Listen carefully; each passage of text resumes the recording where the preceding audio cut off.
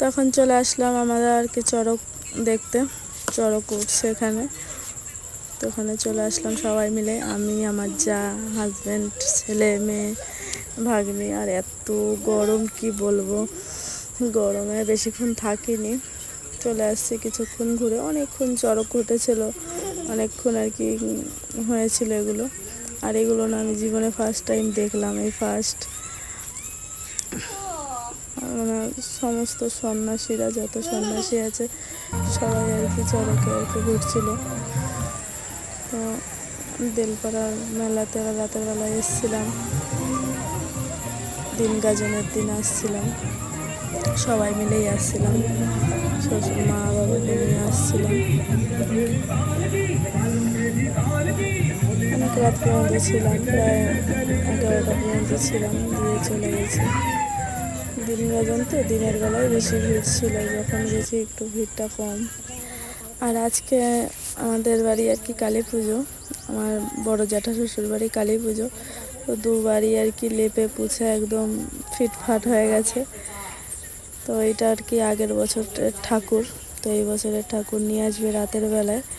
তো আমি ওইদিকে আর কি ঘর দুয়ার মুছে উঠোনটা লিপে আমি একদম রেডি করে নিয়েছি। আমি এসব আজকে কাজকর্মগুলো করব, কারণ উপাস আছে তো। আর কালী পুজোর উপাস রাত ছাড়া পুজো হয় না, ওই কারণে আর কি কিছু জামা কাপড় আছে ওগুলো কাচবো, ঘর দুয়ার মুছে আর কি। আমি আর রান্নার দিকে যাব না আজকে, তো শাশুড়ি মাকে বলেছি রান্না করবে, তো ওই কারণে আর কি আমি রাত ঘরের কাজগুলো করে নিয়ে তারপরে ওইদিকে কিছু কাজ আছে। আমার যা আর কি বলেছে কাজের কথা, পুজো তো, পুজোর মধ্যে কিছু কাজকর্ম করতে হবে, তো ওগুলো আর কি সামলাবো। ওই জন্য আর রান্নাটা আজকে আর করলাম না।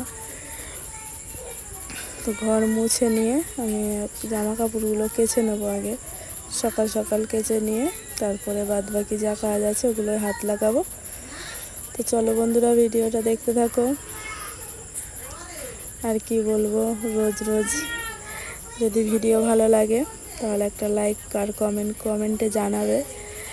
আর এক তো মানে কি বলবো, মনটা খারাপ আছে, খারাপ হয়ে গেছে।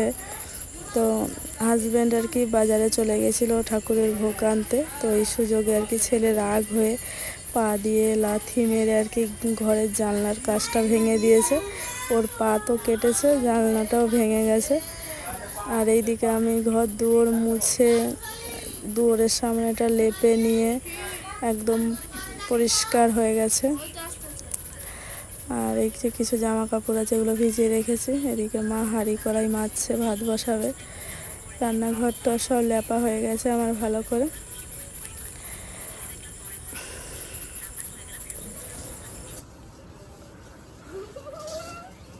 Good morning.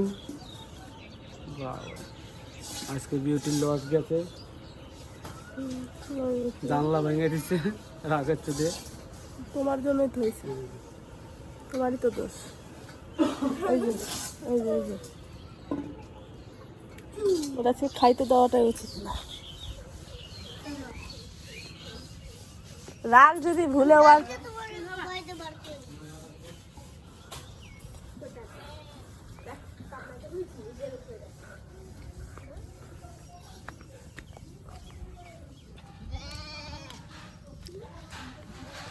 জাগো বাড়ি পূজা, তাগো বাড়ির মানুষ কোনে, তাই মরছে, তাই মনে হইতেছে। ভাতে জল নাই আর